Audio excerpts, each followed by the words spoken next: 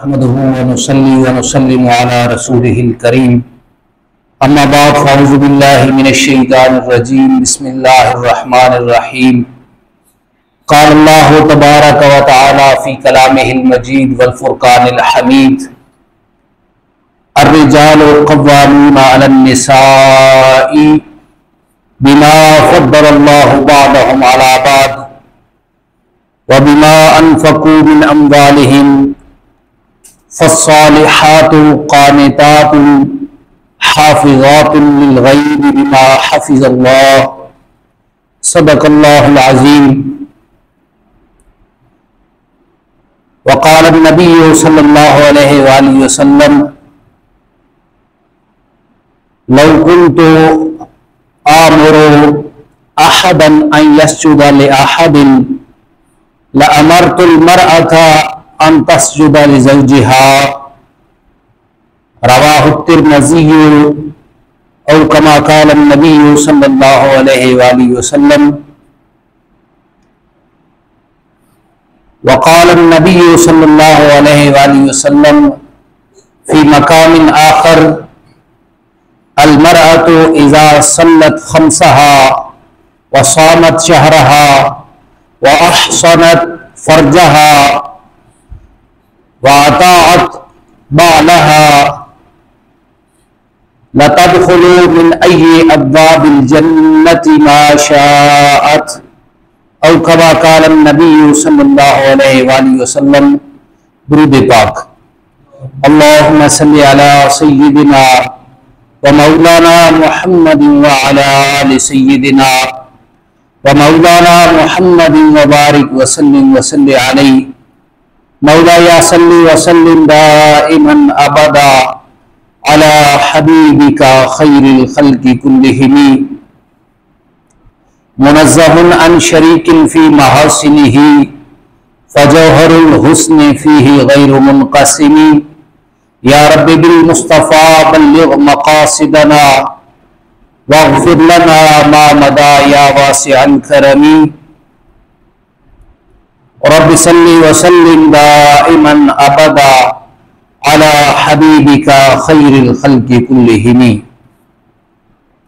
خالق جل جلالہ وعم نوالہ وعظم شانہ وجل ذکرہ کی حمد و ثنا اور حضور پرنور شافع یوم النشور سید سروراں حامی بے کساں جناب محمد مصطفیٰ صلی اللہ علیہ وآلہ وسلم کے دربار گوہربار میں ہدیہ درود و سلام عرض کرنے کے بعد نہایت ہی واجب القدر بزرگوں دوستوں، انسان جب اس دنیا میں زندگی گزارتا ہے تو اکیلا وہ معاشرے میں زندگی نہیں گزار سکتا، اس کے مختلف رشتے اس دنیا میں ہوتے ہیں، کوئی ماں کی جگہ پہ ہے، کوئی باپ کی جگہ پہ ہے، کوئی بہن کی جگہ پہ ہے، کوئی اولاد کی جگہ پہ ہے، اور میاں بیوی کا ایک اپنا رشتہ ہے، خاوند اور بیوی کا ایک رشتہ یہ بھی وجود میں آتا ہے، تو انسان مختلف رشتوں سے منسلک ہوتا ہے، اور یہ اسلام کی ایک خصوصی امتیاز ہے اسلام کا کہ اس نے ہر رشتے کو اس کا حق بتایا، ہر رشتے کے بارے میں اس کا کیا بتایا؟ حق بتایا۔ اگر بیٹے ہو تو والدین سے کیسے سلوک کرنا ہے یہ بھی اسلام نے بتایا، اگر اولاد ہو تو والدین کی کس طرح خدمت اور ادب اور احترام کرنا ہے یہ بھی اسلام نے بتایا، اگر والدین ہو تو اپنے بچوں کی تربیت اور شفقت کیسے کرنی ہے یہ بھی اسلام نے بتایا، اگر شوہر ہو تو آپ پہ کیا حقوق لازم ہیں اپنی بیوی کے یہ بھی اسلام نے بتایا، اور اگر کوئی بیوی ہے تو اس پر شوہر کا کیا حق ہے یہ بھی اسلام نے ہمیں بتایا، اور کیا ہی خوب بتایا۔ یقین مانیے ہم اسلام کی طرف آتے بہت کم ہیں، ورنہ اگر ہر بندہ اسلام پہ عمل کرنا شروع کر دے تو یہ ہمارا معاشرہ جنت کا نمونہ بن جائے. جنت کا کیا بن جائے؟ نمونہ. ایک پڑوسی ہے اس کا کیا حق ہے؟ ایک دوست ہے اس کا کیا حق ہے؟ دوست بنانا کس سے ہے؟ کون سا بندہ دوستی کے قابل ہے؟ اسی طرح آپ کے رشتہ دار ہیں ان کا کیا حق ہے؟ یہ سارے حقوق، یہ سارے فرائض اسلام نے ہمیں بتائے ہیں. اسلام نے ہمیں بتائے ہیں. مسئلہ تب ہوتا ہے جب کسی حق کو بندہ ادا نہیں کرتا تو پھر اس وقت معاشرے میں ایک بگاڑ کی صورت پیدا ہوتی ہے. ورنہ اسلام نے ہر بندے کو، چاہے وہ عورت ہے چاہے وہ مرد ہے، ہر بندے کو اس کا حق بتایا ہے. ہر بندے کو اس کا حق بھی بتایا ہے اور اس کا فرض بھی بتایا ہے. اس نے کیا چیز دوسرے سے لینی ہے اسے حق کہتے ہیں، کیا چیز دوسرے کو دینی ہے اسے فرض کہتے ہیں. اس کیا کہتے ہیں؟ فرض کہتے ہیں. اور یہ حقوق و فرائض کا اگر بیلنس ہو تو ایسا معاشرہ وجود میں آتا ہے جو جنت نظیر کہلانے کے قابل ہوتا ہے. حضور علیہ الصلوۃ والسلام کی آمد سے پہلے معاشرے میں عورت کی کوئی حیثیت نہیں تھی، حتیٰ کہ عورت کو زندہ رہنے کا حق بھی حاصل نہیں تھا. زندہ رہنے کا حق بھی حاصل ہے. جب بچی پیدا ہوتی تھی، بعد میں اس نے عورت بننا ہے، جب بچی پیدا ہوتی تھی تو اس کو زندہ دفن کر دیا جاتا تھا. گویا زندگی کا حق بھی اس سے چھین لیا جاتا تھا.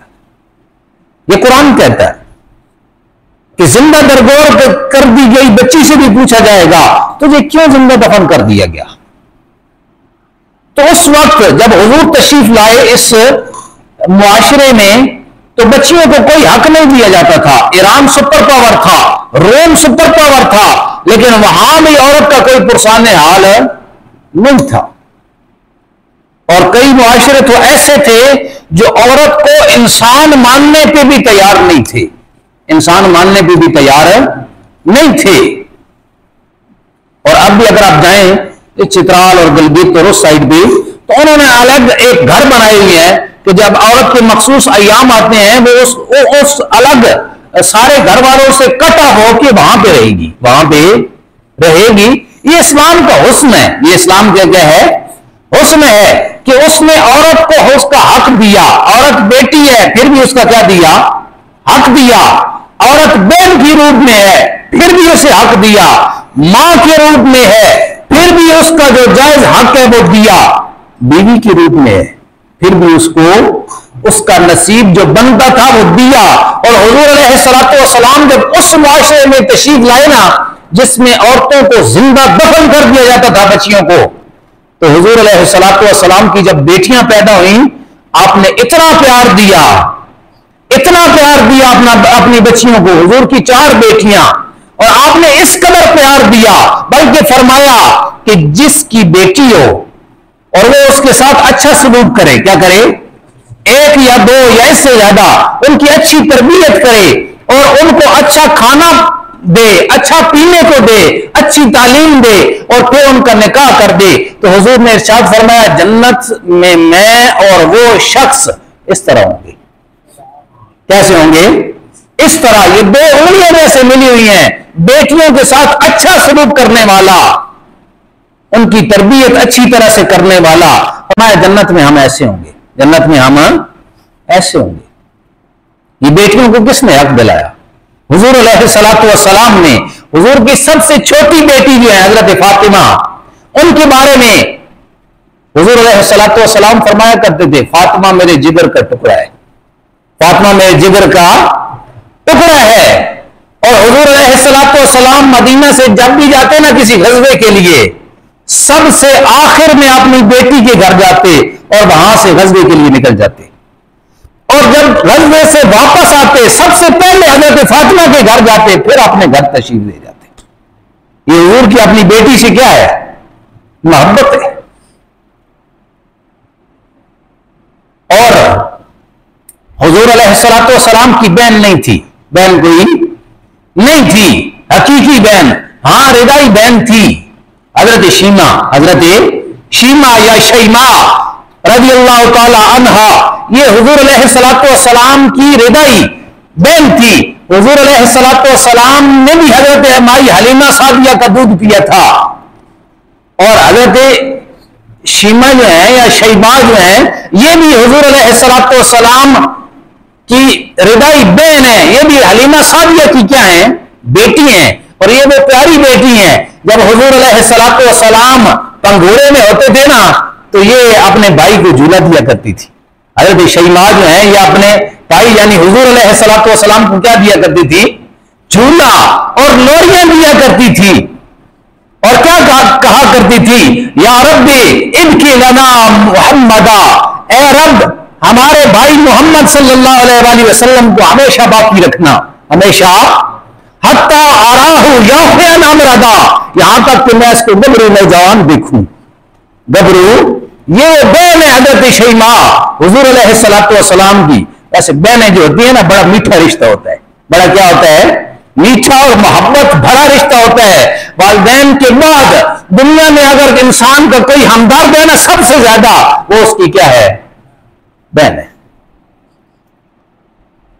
ایک دفعہ ایسا ہوا حضور علیہ الصلوۃ والسلام کے صحابہ نے ایک قبیلے پہ حملہ کیا, اور یہ وہ قبیلہ تھا جس میں شادی حضرت شیمہ کی ہو کے گئی ہوئی تھی. حضرت شیمہ رضی اللہ تعالی عنہا اس قبیلے میں موجود تھی. جب صحابہ نے حملہ کیا نا اور وہاں سے کچھ آدمی پکڑ کے لے آئے مدینہ شریف, قیدی کر لیے. اب قیدیوں کا دستور یہ ہوتا تھا فدیہ دو اور اپنے قیدی چھڑا کے لے جاؤ. اب ایسا ہوا کہ جب سردار اس قبیلے کا اسے پتہ چلا کہ ہم نے فدیہ دینا ہے تو انہوں نے ٹیکس لگا دیا, ہر گھر پہ کچھ روپے مقرر کر دیے کہ اتنے اتنے دو سارے گھر, تاکہ ہمارے قبیلے کے افراد جو چلے گئے ہیں قید ہو کے ہم ان کو کیا کر لیں, چھڑا کے واپس آ جائیں. اب ہر گھر میں وہ جا رہے ہیں سردار کے بندے اور کہتے ہیں جی اتنے پیسے دے دو تاکہ ہمارے قیدی واپس آ سکیں. جب وہ گئے نا حضرت شیمہ کے گھر یا حضرت شیمہ جو حضور علیہ الصلوۃ والسلام کی رضائی بہن ہے, ان سے جا کے پیسے دے دیں, کچھ روپے دے دیں تاکہ ہمارے قبیلے کے لوگ جو قیدی ہو چکے ہیں ہم ان کا فدیہ دے کے ان کو کیا کر لیں, چھڑا لیں, واپس لے آئیں. تو آگے سے حضرت شیمہ سلام اللہ علیہا انہوں نے سوال کیا کہ یہ بتاؤ یہ قیدی کون لے گیا ہے, قیدی کون لے گیا ہے؟ تو وہ کہنے لگے جی فلاں فلاں مدینہ کے رہنے والے لوگ ہیں وہ ہمارے قیدی لے گئے تھے. تو صحابہ نا جو لے کے گئے تھے تو بات کرتے کرتے جی ان کا سردار جو ہے وہ محمد صلی اللہ علیہ وآلہ وسلم ہے. جب حضور کا نام آیا نا حضرت شیمہ نے فوراً چونکی اور کہا محمد یہ کن کا نام لے رہے ہو؟ وہ تو ان کے بھائی تھے, رضائی بھائی تھے.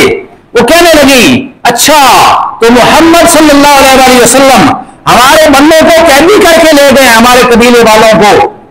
اب چندہ جمع کرنے کی ضرورت نہیں ہے, چندہ جمع کرنے کی ضرورت نہیں ہے. کیوں جی؟ کہا مجھے لے جاؤ, قیدی جانے اور میں جانوں, قیدی جانے اور میں جانوں.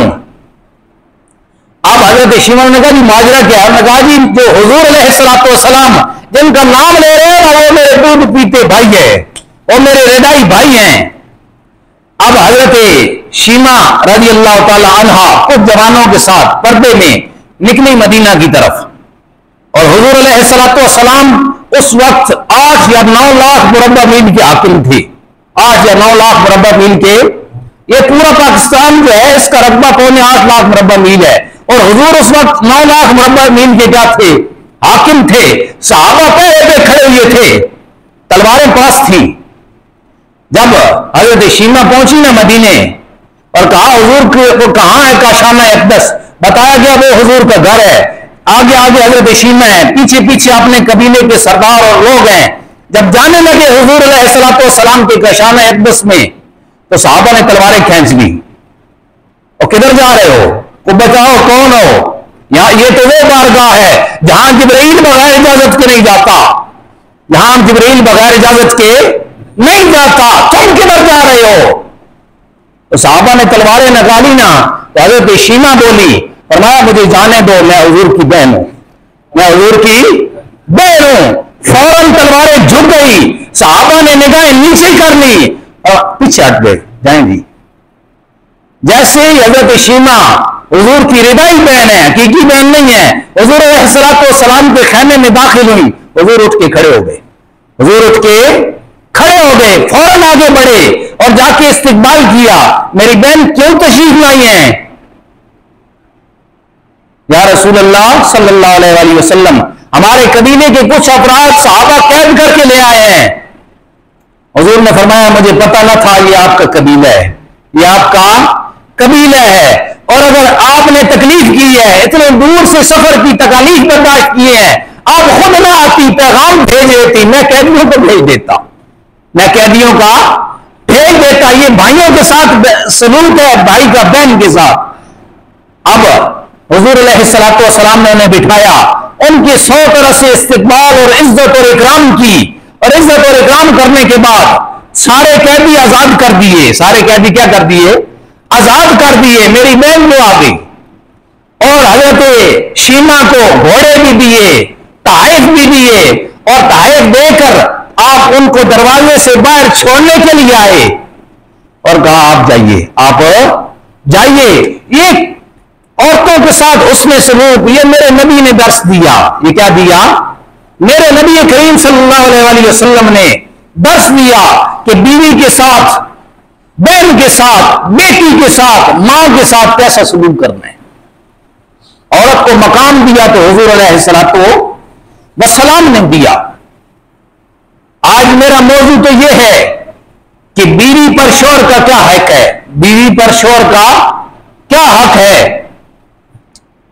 تو اب ٹائم تو کافی ہو چکا ہے, لیکن مختصراً آپ سن لیں کہ بیوی پر شوہر کا اس قدر حق ہے.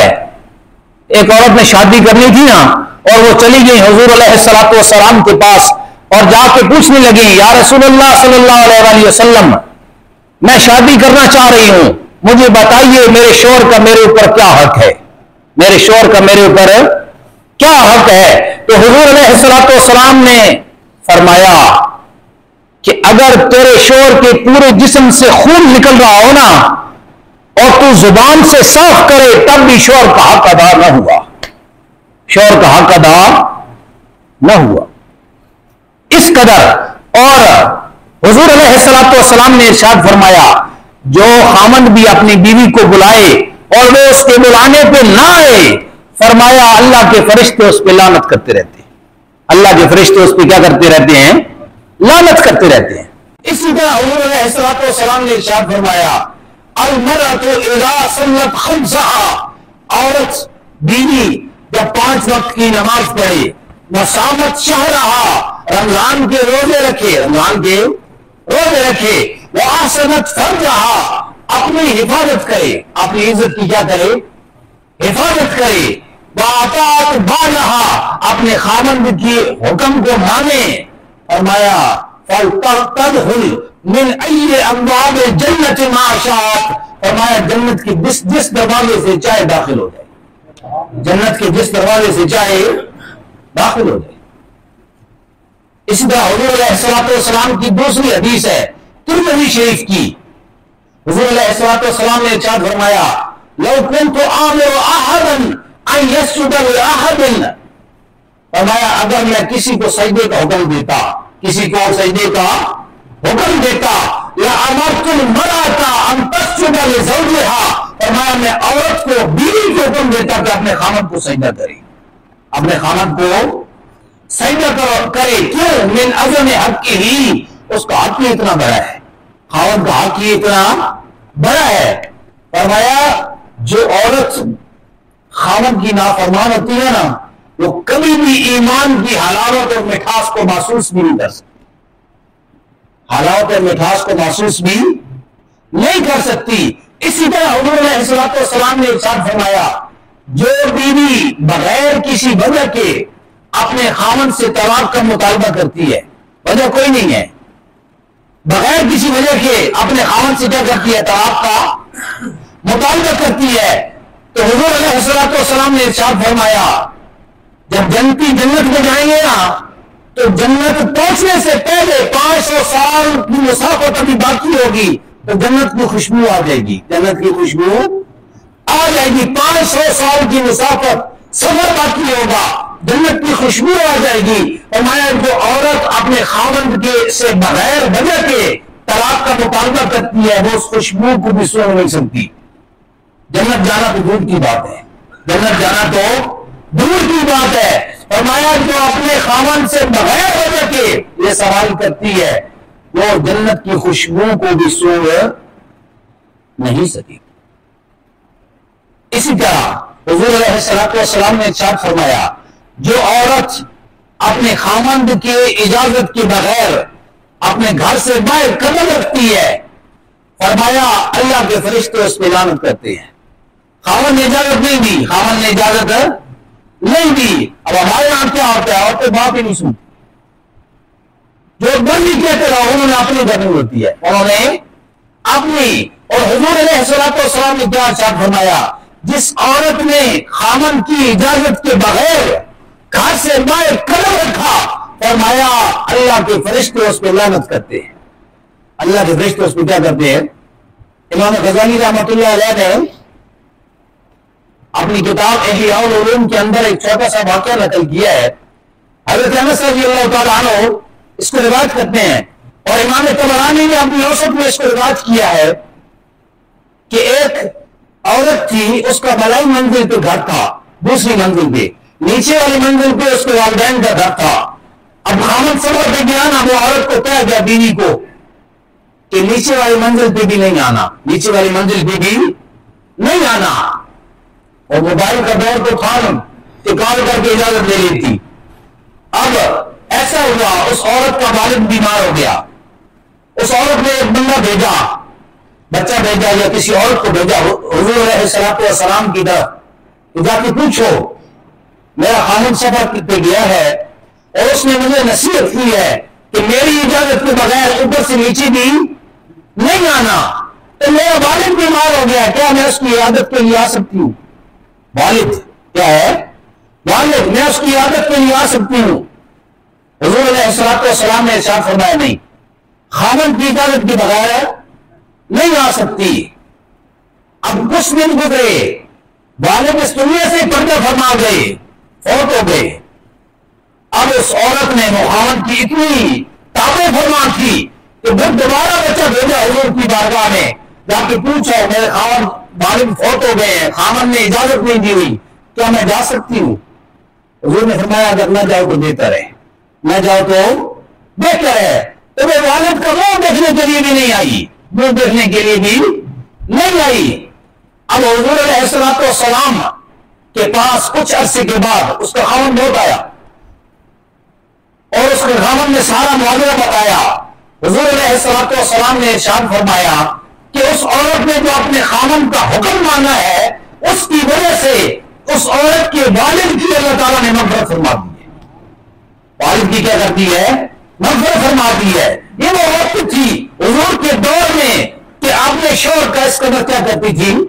احترام کرتی تھی، اور اپنی مائیں بھی بچیوں کو جب نکاح کر کے دیتی تھی نا تو اچھی نصیحت کر کے بھیجتی تھی، اچھی نصیحت کر کے بھیجتی تھی۔ امام غزالی رحمۃ اللہ علیہ نے بھی ایک عورت کا قول لکھا ہے، حضرت اسماء بنت جان فرازی، یہ وہ عورت ہے جس نے اپنی بچی کی شادی کی اور اپنی بچی کو یہ نصیحت کی میری بیٹی تو اجنبی کے گھر جا رہی ہے، دیکھنا تو اس کے لیے زمین بن جانا وہ تیرے لیے آسمان بن جائے گا، تو اس کے لیے جو ہمارا بن جانا وہ تیرے لیے سہارا بن جائے گا، تیرے لیے کیا بن جائے گا؟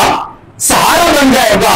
اور دیکھنا اپنے خاوند کے کان ناک کی حفاظت کرنا، کان اور ناک کی کیا کرنا؟ حفاظت، اور آنکھ کی حفاظت کرنا۔ اس عورت نے سوال کیا بچی نے کہ میں اپنے خاوند کے کان، ناک اور آنکھ کی کیسے حفاظت کروں گی؟ فرمایا ایسے کہ آپ کوئی ایسا کلمہ نہ بولنا جو اس کے کان میں پہنچے تو اسے تکلیف ہو، اسے آپ تیرے خاوند کو کیا ہو؟ تکلیف ہو۔ تو ہمیشہ صاف ستھری رہنا تاکہ قریب آئے تو اسے کوئی بدبو وغیرہ نہ آئے، یعنی اس کے ناک کی حفاظت کرنا، اور ہمیشہ اچھے کپڑے پہن کے رکھنا تاکہ تیری طرف دیکھے تو اس کا دل خوش ہو جائے، اس کا دل کیا ہو جائے؟ خوش ہو جائے۔ تو اس قدر مائیں اپنی بچیوں کو اچھی کیا کرتی تھی؟ नसीहत करती थी। हजरत उम्मे सुलैम, इनका बेटा, इनके खामद थे अबू तलहा, इनके खामद क्या थे? अबू तलहा। वो सफर पे थे, बेटा बीमार था। जिस दिन उन्होंने सफर से वापस आना था ना, उसी दिन बेटा फौत हो गया। बेटा क्या हो गया? फौत हो गया। अब हजरत अबू तलहा जब वापस आए ना, तो पूछा मेरे बेटे का क्या हाल है? शाम का वक्त था। अब देखिए उस बीवी, वो भी तो बीवी ही थी ना, कि उसने अपने खावन का किस कदर एहतराम किया। उसने कहा मैं अभी अपने खावन को बताऊंगी कि बेटा फौत हो गया तो इसकी क्या कैफियत होगी। ये सफर से थका आ रहा, क्या आ रहा है? वापस आ रहा है। अब जैसे हजरत अबू तलहा वापस आए ना, पूछा बेटे का क्या हाल है? तो हजरत उम्मे सुलैम जो उनकी बीवी थी, जवाब दिया, वो सुकून पा गया। वो क्या कर गया? पहले से ज्यादा सुकून में है। फौत हो गया, फौत हो गया था ना, पहले से ज्यादा क्या है? सुकून में है। उन्होंने कहा, उन्होंने समझ ली तंदुरुस्त है, ठीक है। अब उन्होंने क्या किया? सस्ताए, ठहरे, खाना खाया, रेस्ट किया, नमाज पढ़ी, सो गए। रात को अपनी बीवी के करीब गए, रात को अपनी बीवी के करीब गए। जब सुबह हुई ना, तो हजरत उम्मे सुलैम अपने खामद से पूछती हैं, अगर कोई हमें उधार दे और वो वापस ले ले, या अमानत हमारे पास रखे, अमानत वापस ले ले, तो क्या करना चाहिए? हमें क्या रंगो गम करना चाहिए? तो आगे से हजरत अबू तलहा कहता, नहीं, कोई उधार वापस ले ले तो हमें रंगो गम नहीं करना चाहिए, अमानत वापस ले ले, उसकी वो थी। फरमाया फिर बेटा भी हमारे पास अमानत था, रब ने वापस ले लिया, रब ने वापस ले लिया। तो वो उनको थोड़ा गुस्सा भी आया कि रात को मुझे क्यों नहीं बताया। अब वो दोनों मियां बीवी बेटे को दफन किया, हुजूर की बारगाह में पहुंच गए, की बारगाह में, और सारा वाक्य अर्ज किया। तो हुजूर ने सवाल किया, रात को अपनी बीवी के पास गए थे या नहीं गए थे? गए थे या नहीं गए थे? हज़रत अबू तलहा ने कहा, हाँ या रसूलुल्लाह सल्लल्लाहु अलैहि वसल्लम, मैं सफर से वापस आया तो रात को मैं अपनी बीवी के पास गया। हुजूर ने दुआ फरमा दी। हुजूर ने फरमाया, अल्लाह तुम्हारी इस रात में बरकत अता फरमाए, इस रात में बरकत अता फरमाए। अब उनका बेटा पैदा हुआ, जिसका नाम उन्होंने अब्दुल्ला रखा। क्या रखा? अब्दुल्ला। उस अब्दुल्ला के आगे 9 बेटे पैदा हुए और सारे के सारे कारी कुरान थे। सारे के सारे क्या थे? कारी कुरान थे। देखे ना, बीवी ऐसी होनी चाहिए, जब इंसान थका हारा जाए वो इस्तकबाल करे खुशी से, उसको देखते ही इंसान की सारी थकावट क्या हो जाए? खत्म हो जाए और दूर हो जाए। अगर घर में कोई ऐसा मामला, अब बेटी की वफात से बड़ा कौन सा मामला है, तब भी खामन को परेशान न करे। खामन का बहुत बड़ा हक है। अल्लाह ताला हमारी सारी माँ बहनों को इसकी तौफीक नसीब फरमाए। वमा अलैया इल्लल बलाग।